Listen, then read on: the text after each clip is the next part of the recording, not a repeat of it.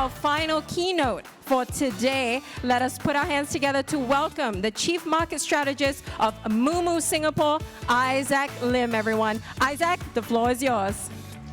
Hey. Great.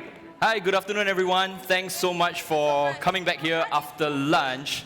What I want to share with you for today really is the 2024 second half market outlook, right? What can we as investors expect for the year ahead? So sit easy, rest easy, make yourselves comfortable. I hope to be able to value add to your investment journey. So let's start.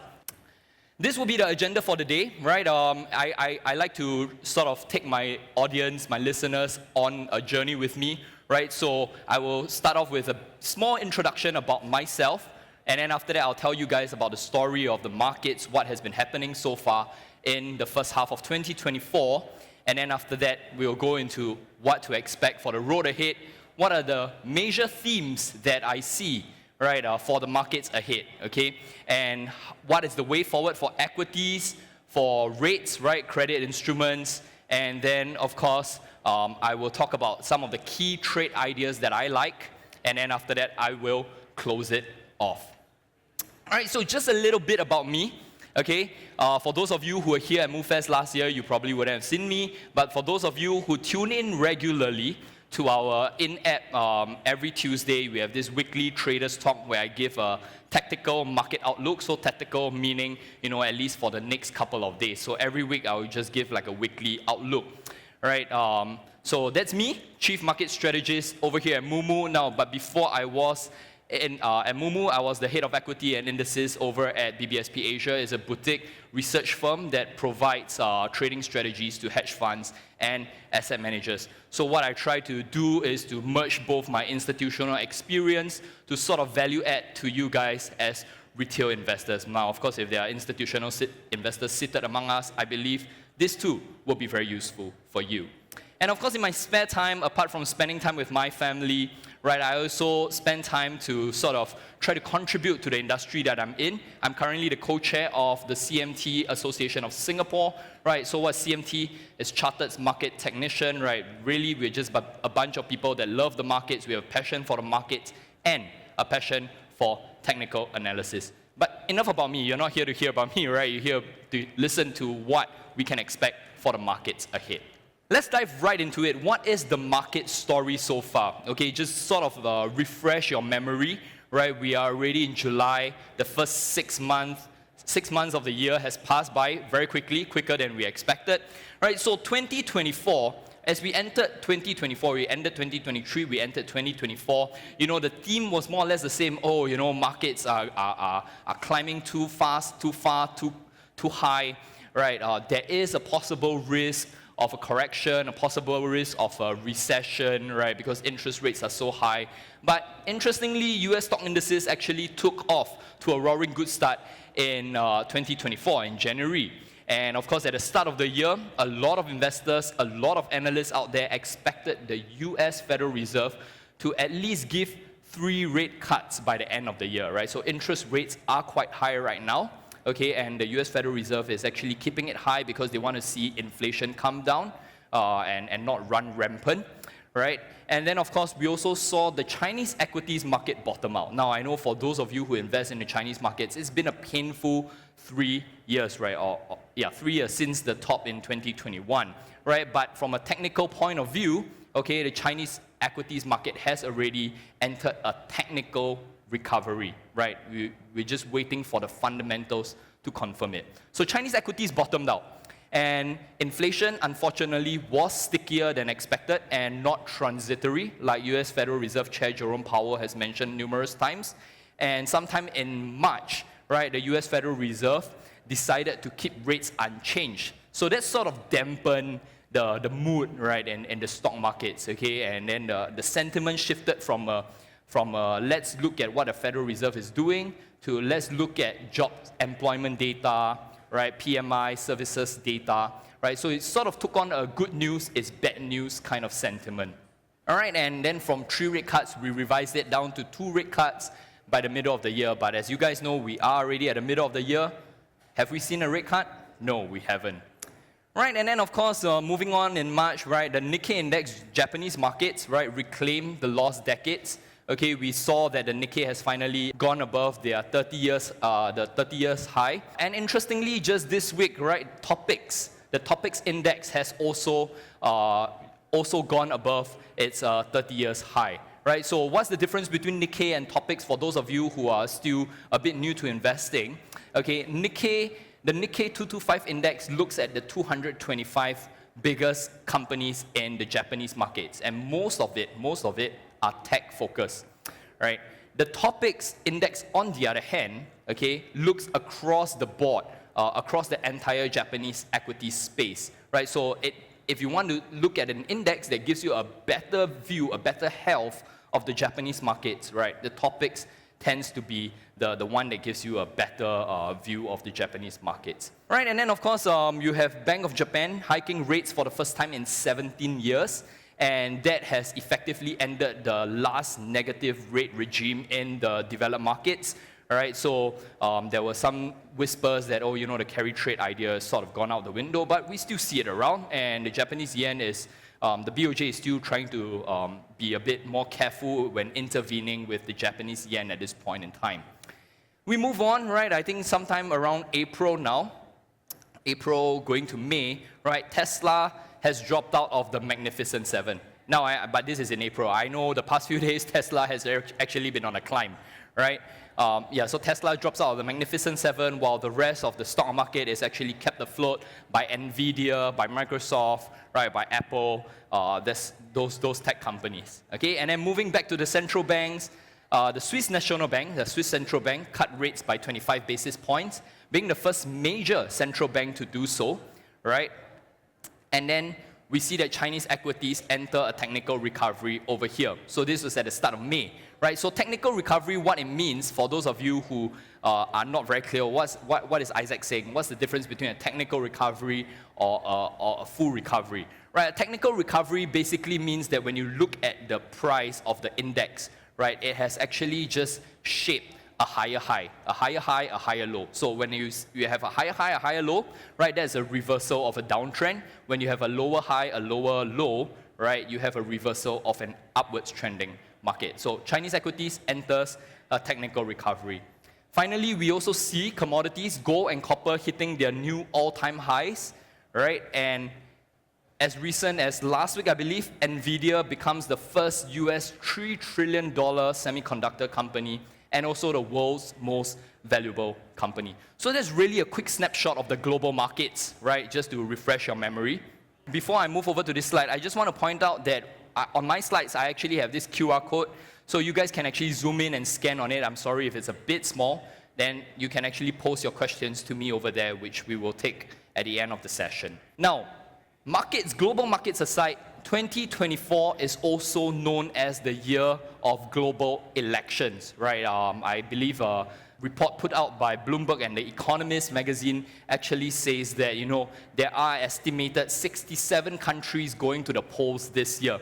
But you know, if you were to look back at all the elections that's taken place so far, even with the most recent one in UK, right, there's one recurring theme, right? The recurring theme is to expect the unexpected. Right, so let me walk you through. Right, so we start off the year with Taiwan's DPP winning the elections. Okay, so they generally not very friendly with the mainland Chinese government. Right, so it doesn't matter your political inclinations, where you guys stand. I'm not going to get into that. Right, but end of the day, okay, this has actually put a bit more tension on the Taiwan and China relationship, and also with the US. Now, all you guys know that Taiwan is sort of like the semiconductor manufacturing country of the world. Right, and then we move over to Indonesia. Right, Prabowo Subianto, he wins Indonesia's election. Now, initially, he was not supposed to win, but midway through his elections, he actually sort of reformed, repackaged himself, made himself a bit more relatable to the younger people and started letting them call him uncle, right? And that sort of, you know, built a bit more connection with his younger voters. And then, of course, we have President Putin that won Russia's elections. We can move on from there. South Korea's main opposition party retains majority of the parliament. Now, it doesn't mean that, the opposition is leading, right? It just means that there's a lot more check and balances now for the main party that is leading South Korea, right? So again, depending on how you see it, could be good, could be bad, right? As choices and bills that are being passed in Parliament is going to take a bit longer.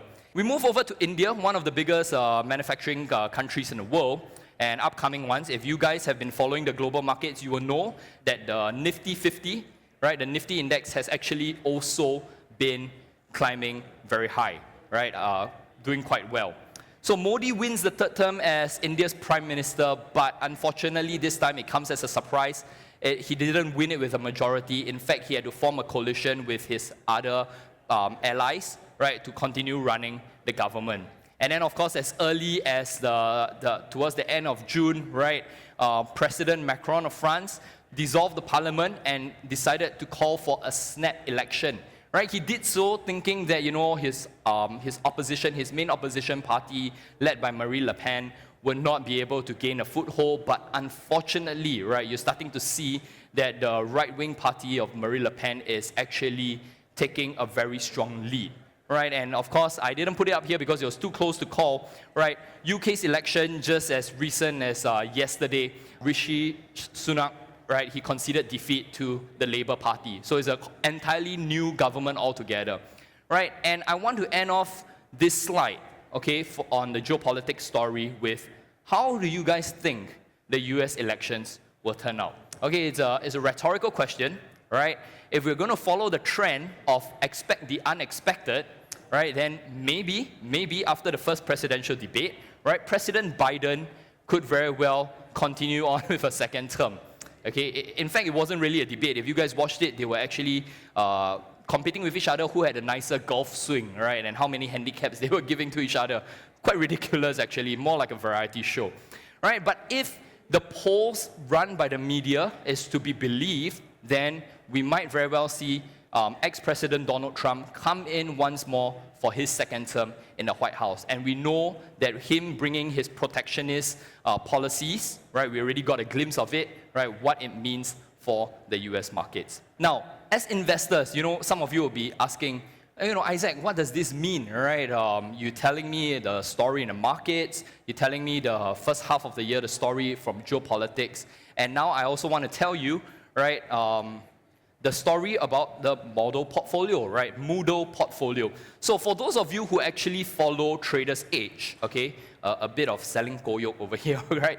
In-app, there's Traders Edge. Okay, it's a page, in-app community page that's run by myself and my colleagues, right? What I strive to do is sort of give you guys an additional value add, right, about stocks that could very well fly under the radar. You're always listening about NVIDIA in the press, AMD, Meta, Google, you're always hearing about these tech companies. But what about the rest of the markets? Surely there are other stocks in the global markets within the moomoo app that you can trade and you can diversify your portfolio. So every Monday, I actually post 5 stocks to watch, 5 stocks to fly under the radar, right? And some caveat that I will have to put here first is that, okay, this model portfolio was only constructed, I know it says Q2, right, quarter 2, 2024, but it only started in May, right? So I had May and June to run this, right? That's why you only see 20 ideas, about 20 ideas over there. This is the part that is interesting, okay? If I were to go back, you'll see that the names that on the screen, right, they are not very big tech names like NVIDIA, AMD that you'll see, right? It's a mix between Chinese stocks, Japanese stocks, US stocks, right? And if you were to look at this model portfolio, okay, so on the right-hand side, okay, total of 20 ideas broken down into the different markets. And then on the left-hand side is the cumulative P&L, right, in US dollars. Okay, so at the end of the day, yes, we took a hit sometime towards the end of May, right, because initially there was a sell-off in April, right? In May, we thought it was going to continue higher, but then after that, there was a small pause again. So that's why you see that the P&L took a dip, but at the end of the day, we ended positive. Now, numbers may be scary for those of you who are not here to see numbers, but let me break it down to the individual markets. And it'll be very interesting to see that as investors, right, Firstly, the points that I want to make is diversification is important. Secondly, don't be too focused on just the hot stocks. There are a lot of opportunities that are lying around that you as investors and traders can pick up. Thirdly, right, your investing journey, yes, you are doing it alone, right, but within the moomoo app, okay, we're building a community so that you're not alone, not truly alone, right? So we start off with the big brother markets, the US markets, right? So you can see this big red word, underperform, okay? Now, on the top right-hand corner, you have the S&P broken down into per quarter. So for Q2, S&P actually gained 3.9%. So the S&P index was 3.9%. However, my model portfolio was the opposite direction. It was a negative 3.9%, right? So I underperformed the index, yes? And that seemed like a bad thing. However, if you to look at the absolute gains made on just the US stocks alone, the US listed stocks, right? It was an absolute gain of about 10,900. All right, so yes, you may underperform the index, but ultimately you still walk off with an absolute gain.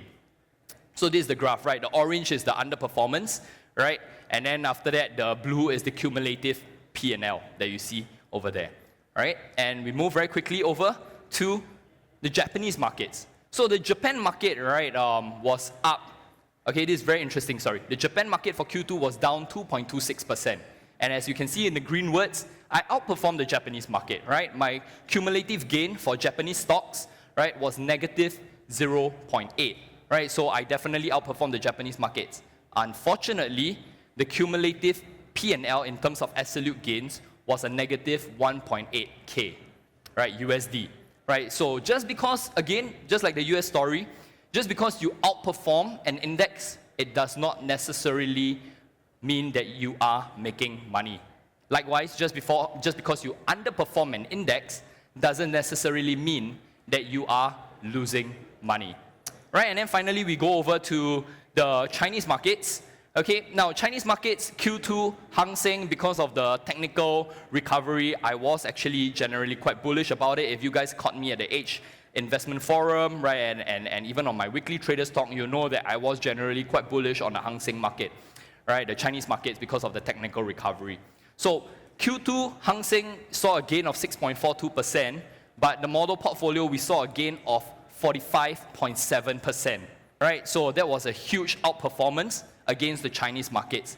However, if you were to look at the cumulative P&L in terms of absolute gains, in terms of US dollars, it was only 7.8 thousand US dollars.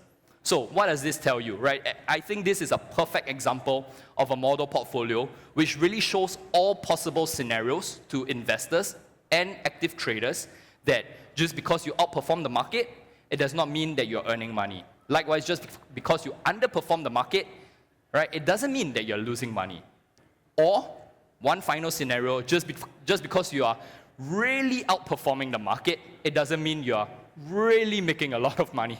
All right? So when you look at model portfolios, you need to look at it and understand it properly. But do follow Traders Edge, right? And then you'll see that, you know, I will continue to update this model portfolio going along the way. And if you guys want to interact with me and my team, right, feel free to leave comments, right? And then we'll give you feedbacks along the way. All right, so this is the P&L graph, the cumulative gain and the absolute gain. All right, and these are some of the open positions that are still currently within the model portfolio. Now, a caveat here, why are they still open and not closed at the end of quarter is because I personally think there's still quite a bit of upside potential for these few counters. All right, now, with that, okay, I'm done with my first half, right, of what has happened in the market so far. Right, hindsight, all of us has perfect vision. None of us need to go for LASIK, okay? What I want to do is, what can we as investors and active traders look forward to for the rest of the year? So I've just condensed some of the key events, key milestone events that I think will be important for the markets for the rest of the year, right? Later in July, I think about in another 1.5 weeks' time, we are going to see China's third plenum. Now, this is normally a conference that is held by the core central committee of the Chinese ruling party, and it's always focusing on modernizing and reforming the Chinese economy. Now, if the Chinese government can actually get together and help bolster the Chinese economy, right? Not just about keeping the property market afloat, but also continue to build on their Chinese AI, right? You don't really hear a lot about Chinese AI-related news in the news, right? But if the Chinese government can get together and build on that, right, I think then fundamentals will confirm technicals, and we might really see a full-blown Chinese recovery. All right, and then come to August, okay, in the middle of Q3, we will once again see US tech earnings. I think a lot of investors, a lot of you are looking forward to that, right? So mega cap tech, can they continue to outdo their stellar performance in Q2? Finally, right, in September, I know I put July in September, but I think more so in September, US FOMC, that's when the US Federal Reserve will decide whether they are going to cut rates. So interest rates decision will still be the key factor to look out for. All right, I will cover that in a bit. And then, of course, we round off the end of the year with a major election, US presidential election, not Singapore election. I don't know whether Singapore election is going to happen, right? But there are whispers of it that it might happen. Okay, so these are the key milestones for the markets ahead. And with that, I want to move into the three main themes that I want to highlight for the rest of 2024. Okay? Now, the first one, okay, starting from left to right, the first one is to cut or not to cut is not the question. Now, we all know, some of you were here for the morning session, you have heard the other panelists speak. Now, it's not about whether the US Federal Reserve is going to cut rates, right? It's more about when they're going to cut rates, right? And higher for longer is here to stay. Right, so for me, personally, I see a possible credibility cut. Now, what do I mean by a credibility cut? Right, now, the key function of a central bank is to maintain credibility so as to keep the stability of the financial markets. Jerome Powell and his team has been talking about rate cuts, right? 3 rate cuts at the start of the year, right? Possible 3 rate cuts at the start of the year. To now, they say we're probably seeing a rate cut by the end of 2024 and more cuts to come in 2025, right? So if they have been pushing this message for so long and they do not cut rates, then their reputation and their credibility could very well take a hit. So the question here for me is when they start cutting rates, right? I think they will only do one credibility rate cut. The question is whether the rate cut is going to be big enough, right, to really impact the market, right, to help the people in their country, okay? Whether the rate cut will be big enough, all right? Whether the rate cut will be fast enough meaning numerous rate cuts, just like how they initially hiked rates, right? I don't think that is going to happen. Now, the second broad theme for the rest of 2024 is navigating VUCA markets with heightened geopolitical tensions. So what does VUCA stand for? This is actually a military term, I believe, right? It stands for volatile, uncertain, complex, and ambiguous. Now, increasingly, we're starting to see strained relations between US and its allies against China. Right? US started, President Biden and his administration started to increase EV tariffs on China's EV market, followed by the EU, and then as recently, Canada joined in to impose tariffs on the EV market as well. So you're starting to see a lot of strained relations, right? And as mentioned earlier, this year of global elections came with generally surprising developments, right? Expecting the unexpected. And of course, the final point is ongoing wars that, while still localized, may end up becoming increasingly regional, right? So in the Europe side, you have Russia, Ukraine, right? In the Middle East side, you have the Israel, Hamas, which is now broadening and pulling in a lot of parties as well.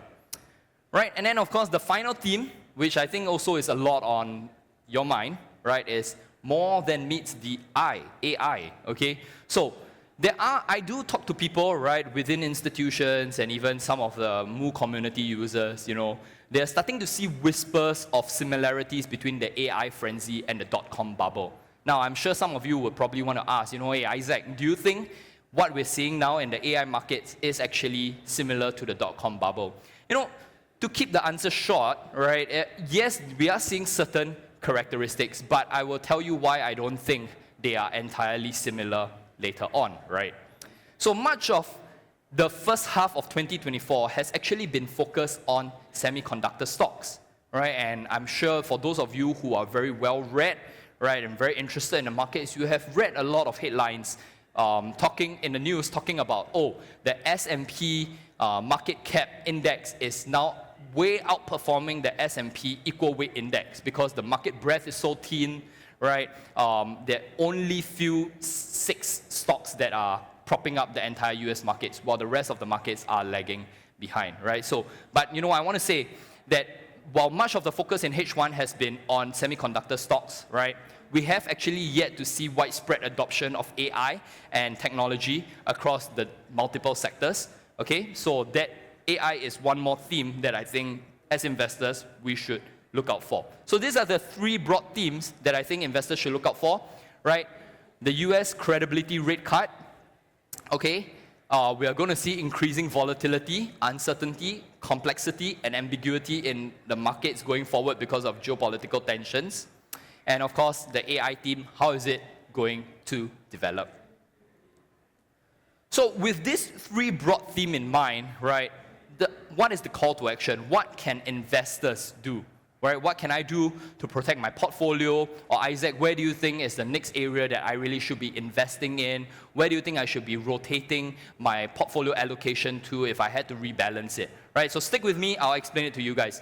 So the first theme relating to equities. Okay, for me, US equity indices are poised for a fresh launch higher. Right? So yes, we may see some near-term weakness, but personally, I see it as a healthy reset. Right? It brings down the price of stocks only for us to be able to get into it. Right? So some of you, as mentioned earlier, there are similarities between the AI frenzy and the dot-com bubble. This is the point to counter it. Okay? Price to book ratios, right now, while they are high, okay, valuations while they are high right now, right, they were not as high as the dot-com bubble, right? So this one is not something that I just pluck out from anywhere. I actually took it from Bloomberg, right? So this is actually done by the researchers in Bloomberg, okay? So PB ratios, while high, they're not as high as during the dot-com bubble, okay? And during the dot-com bubble, right, it was the internet rage, okay? For those of you who are old enough to remember, it was the internet rage, right? It was only adoption by a few companies, right, in a very limited sector.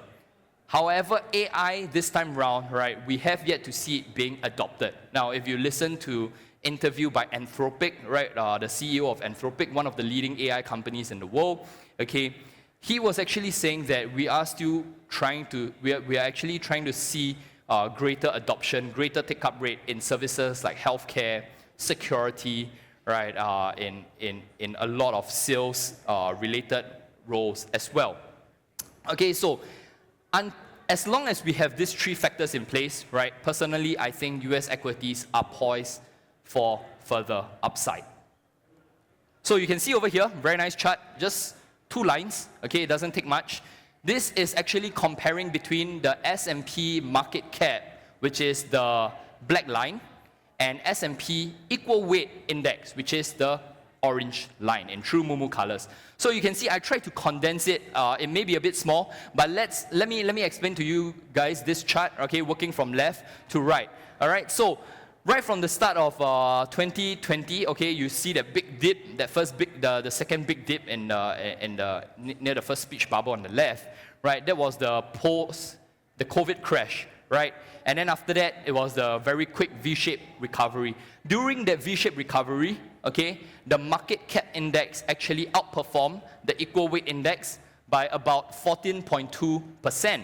Okay, and then after that, the equal weight index actually caught up with the market cap index. They moved together for quite a bit, and then after that, towards the end of 2022, right, which everybody was calling for recession, doom and gloom, right? We see the spread getting wider again. Okay, the equal weight starting to outperform the market cap, but again, they started to converge and they started to track each other and move. Fast forward to today. Okay, the spread is very wide. Okay, about 23%, okay, the market cap is actually leading the equal weight, right? Not surprising, but I think based on historical presentation, right, we should see the equal weight index catching up, right? So they should be converging as well. So this is also why I don't think that we will see a huge recession coming for the rest of 2024. Now, the next point that I want to make for equities, right, is that we should focus also on Japanese stocks. Now, why is that so? right? Structural reforms are underway in Japan's new inflationary era, right? For the first time in 33 years, we have seen the largest wage hike seen, right? Corporate boards are now focusing on values, bringing more values to shareholders and improving efficiency. And if you guys don't already know, Japanese stocks also stand to gain as part of the global semiconductor supply chain. Right, so in our moomoo app, if you go to NVIDIA, if you go to AMD, and then you scroll down to the description and you look at the supply chain analysis, you will see some Japanese names as well, which you can actually trade on the moomoo app. Right, so that's for the Japanese equity side. And then, of course, finally, the other theme that I think could cause a bit of shake to the equities market, right, would be US elections and China's third plenum, which I mentioned about, that could very well bring about fresh reforms. So foreign and trade policies will definitely be the focus of the US presidential debate. Hopefully no more golf conversations. And China's third plenum, we should watch it closely as investors to see whether the Chinese government is serious about modernizing and reforming the Chinese markets. So these are the three main themes for the equity markets. Now we move over to the interest rate side of things. So why do I cover interest rates? Because a lot of the focus is on the US Federal Reserve rate cut. Right? That is why I want to focus more on the interest rates. And just like the equities market, three key themes that I find relating to the fixed income or the interest rate markets. Now, when the US Fed starts to cut rates, first point, when the US Fed starts to cut rates, okay, the forex market and fixed income market will start to feel the heat, right? We can expect the dollar to weaken further, starting a fresh phase of dollar underperformance, right? So for investors, maybe you want to start thinking about your dollar holdings. Right? Short-dated bonds will eventually fall out of favor if rate cuts become too aggressive and too many rate cuts. Right? The second point, initially a lot of hype has been talked about on the US yield curve, which is the 10-2 spreads. Right? And every time the yield curve inverts, now what this means is when the yield curve inverts, it goes below zero. Right? You see a lot of media headlines talking about, oh, recession is coming. That's it. A lot of people are going jobless. We're going to see a lot of people lose their jobs. Families are going to be destroyed. People will be homeless, right? But I want to put forward another theory and take it one step forward, okay? So yes, the yield curve remains inverted. However, okay, watch out only for the yield curve steepening. So what does it mean? When the yield curve inverts, it goes below zero. When the yield curve steepens, it goes back up above zero. Now, recessions only start when the yield curve inverts, then steepens, okay? Which is why we should watch out for the steepening. Now, if you think, again, this is something that I pluck out from nowhere, let's look at the charts. Let the charts tell the story. All right, the black line over here is the yield curve. Okay, the blue line is the zero line. Okay, the orange line is the S&P 500. So I also try to condense as much of history as I can into one picture. So let's start from the left and move over to the right. On the left, we have the dot-com bubble burst, right? You see the yield curve invert below zero, but the S&P was actually tracking higher. Shortly after that, when the yield curve steepened back up above zero, that was when the S&P started crashing and we saw the dot-com bubble burst. Okay, fast forward, the second highlighted yellow circle, that is the GFC, the Great Financial Crisis in 2008, right? The yield curve inverted, flirted around and whipsawed around the zero level, right? But when it finally steepened back up above the zero level, that was when we saw the 2008 crash in the markets. Now we fast forward a bit more to present day, right? You can see the present day, we are still below the zero line. We are nowhere near a steepening where, yes, we may be steepening, but we are nowhere near above the zero line. So for me, this also gives me a bit more confidence that we might see, okay, we can continue to see the US markets continue to grow as well. So even if you see the yield curve just touch the zero line, okay, I think that was in 2019, right? You don't see any recession, right? You don't see any recession because it didn't cross below and then go back up. It just touched from the top and it continued on its way. All right, so this is all from the charts. So these are the three themes, okay? The third point, right? Long-term markets are expecting inflation to settle slightly higher. So I think one of the panelists has mentioned earlier, right, that inflation, while it's coming down, unfortunately, I don't think it's going to be in line with the US Federal Reserve 2% target, right? So inflation is here to stay. It is coming down, but we are seeing a bit of a higher than normal interest rate. And how do we know this, right? We can, as investors, we can actually refer to this thing called the US 10-year break-even, right? So a bit of nugget for you guys. US 10-year break-even is also known as TIPS, TIPS, Treasury Inflation Protected Security, right? So what it does, okay, is it actually discounts inflation and it looks forward for the next 10 years, what will be the projected interest rate in the US markets, right, discounting inflation. So you can see that we are actually sort of consolidating sideways, right, between 2.15 and 2.4, right? So I think when I took this snapshot, it was settling around the 2.34 region. So 10 years, that is the estimated interest rate that we are looking at, 2.34.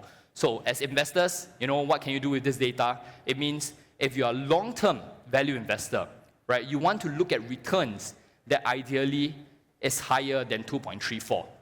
So that is the real inflation rate that you want to beat so that you know your wealth is at least growing or staying constant. Now that we've come to this, okay, you know, I've given you guys so much 3 broad themes for the year, right? The 3 broad themes, and then the 3 key themes for equities, okay? US going to be higher, right? And then Japan markets being one of the ideas that we like. China, we still have to see what the government is really doing.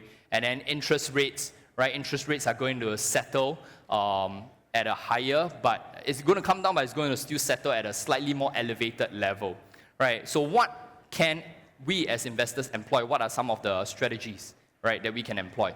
So I would like to share with you guys some of the 3 strategies that I think would be good for you guys. The first being, when the US Federal Reserve cuts rate, okay, like I mentioned, Forex and fixed income will start to feel the heat, right? What can investors do? Once they start to cut rate, right, investors can actually start moving from short-term high-yield bonds. So high yield right now being the US Treasury, right, because that is the highest yielding fixed income product that you can get, okay? So investors can rotate their capital from high yield, okay, over to investment grade bonds. Okay, so I'm not talking about high grade bonds, I'm talking about investment grade bonds. So investment grade bonds are rated by the rating companies, your S&P, your Fitch, your Moody's, right, as something that is safer. So they are not junk bonds, at least you know that they are not junk bonds.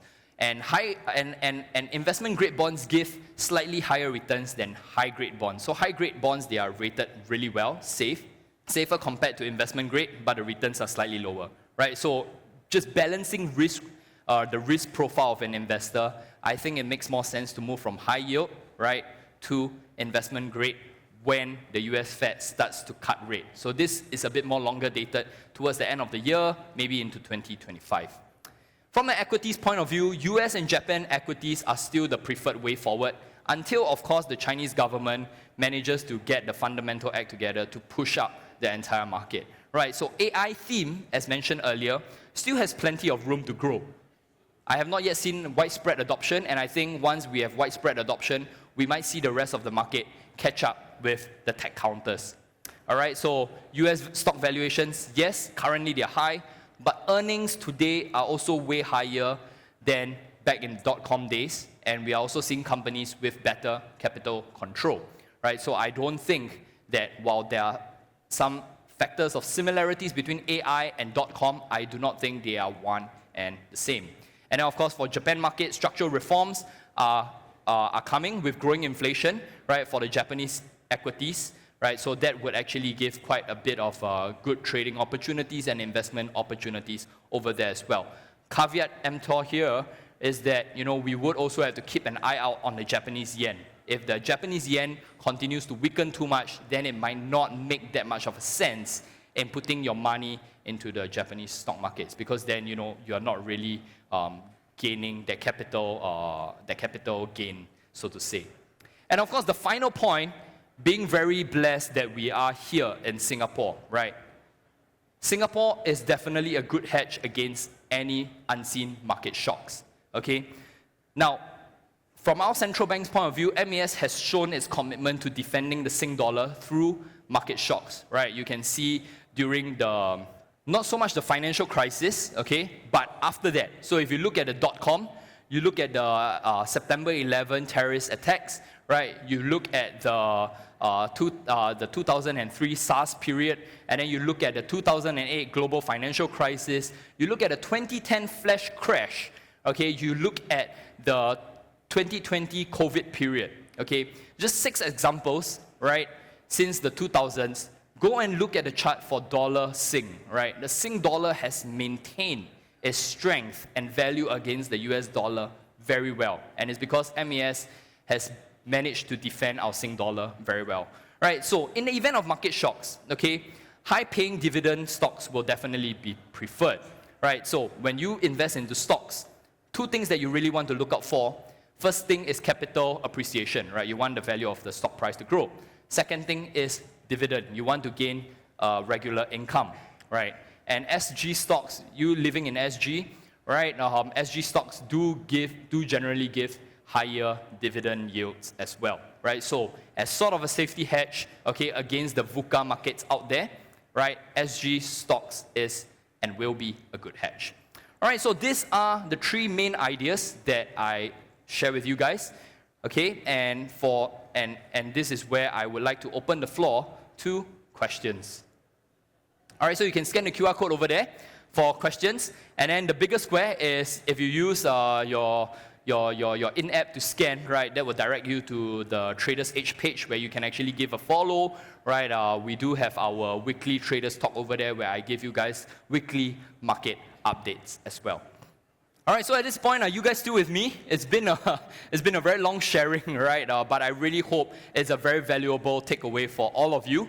And at this point, I have a couple of minutes. I just want to take this time to answer some questions. Okay, so the 3rd plenum is coming soon. What is my outlook for the Hang Seng? Okay, as I mentioned at the start of my presentation, for me, I think and I see from a price action perspective, from a technical analysis perspective, okay, the Hang Seng is definitely in a technical recovery. Just as a pop quiz, okay, just raise your hand because I don't think you guys can shout out the answer. Which do you think is the best performing Asian market, okay, in year to date, Asian market? All right, let's go with South Korea. Anybody? No, nobody. Right, STI. Oh, come on, guys. You gotta have a bit more confidence in your home index. Okay, how about Hang Seng? Hang Seng? Okay, yeah, I see a few hands raised. Okay, Hang Seng. How about India, Nifty 50? Okay, more hands raised. Okay, Taiwan. Okay, these are the people that really keep track of the market. So the Taiwanese markets has actually been the best performing Asian market, right, year to date. Okay, the close one behind will actually be Nifty, followed by the Hang Seng. Okay, so Nikkei, then Nifty, then followed by the Hang Seng, right? So the Nikkei comes in at the 2nd place. The Japanese market comes in at the 2nd place. All right, so technical recovery that I see on the Hang Seng, but I really want the 3rd plenum to really confirm it with fundamental factors as well. Okay, how worried should we be given the weakening yen, or should we as investors trade? I think the proper way to phrase this question is, if you are invested in Japan, okay, the weakening yen should be concerning, right? But if you are a tourist going to Japan, you should celebrate the weakening yen, right? I believe last night I think it's about 120 yen to a dollar now. Okay, I'll just take one more question. How to rebalance portfolio to shield it from US election outcome, right? As I mentioned earlier, okay, diversification is key over here, right? I bring it back to my 3 main trading ideas. The first point being that, you want to look at other markets like Japanese markets, okay? Not just the US markets, but even within the US markets, you want to look at other sectors. So not so much the semicon tech sector, right? You want to look at other sectors for adoption of AI. And then, of course, on the interest rate side, you want to look at allocating your capital towards investment-grade bonds when the US Fed starts cutting. And if Donald Trump arm twists Jerome Powell, if he does become a president, he arm twists Jerome Powell, right, to start playing with rates. Okay, and then, of course, to diversify your portfolio further, is to have some Singapore holdings. All right, so I have run out of time. Thank you everyone for your time today. Right, what I really want to do is I will be actually at the side stage, and you can actually find me walking around behind. If you guys have questions or even just want to say hi, right, feel free to do so. So once again, thank you everyone for coming over to MooFest 2024. Right, I hope it's been worth your while, and I look forward to engaging with all of you as well. Thank you. Thank you so much, Isaac from moomoo Singapore.